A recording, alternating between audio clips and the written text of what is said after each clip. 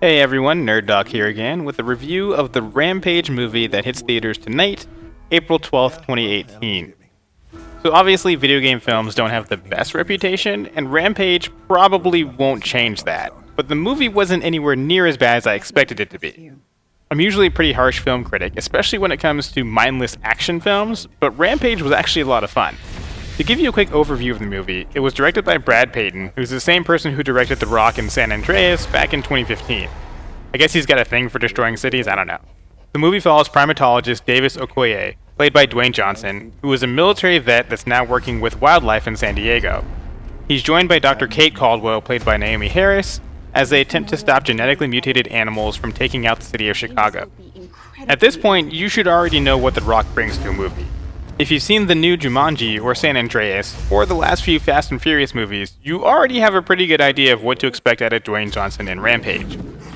At this point, I just assume he plays different versions of himself in every movie. Shockingly, The Rock is not the highlight of Rampage. Government agent Harvey Russell, played by Jeffrey Dean Morgan, steals almost every scene he's in.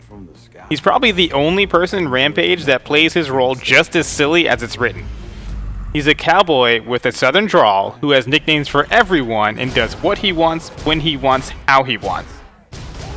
Another breakout role in Rampage has to be George, the silverback gorilla who happens to be close friends with Davis Okoye, The Rock's character. The CG effects for George are on par with what we've seen in the new Planet of the Apes movies, so expect it to be pretty realistic. Couple that with George's ability to communicate with Davis Okoye via sign language, and he becomes a very real character that offers quite a bit of comic relief throughout the film. Okay, so we've established that Rampage does a lot of things right, but it's still far from a perfect action film. One of the worst parts of the movie are the brother-sister duo that run the evil corporation behind the genetically mutated animal.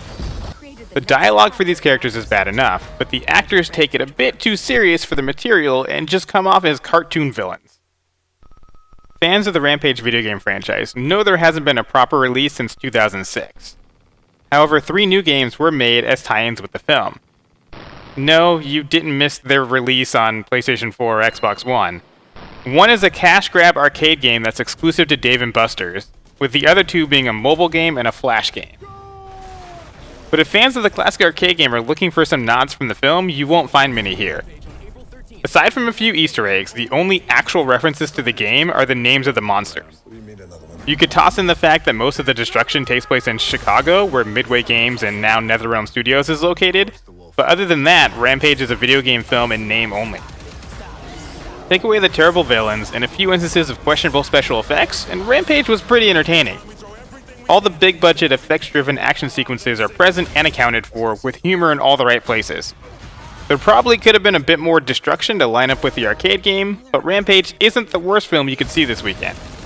We here at Nerd Doc give it a 7 out of 10.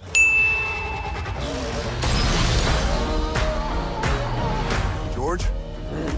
You okay? Ready to do this, buddy?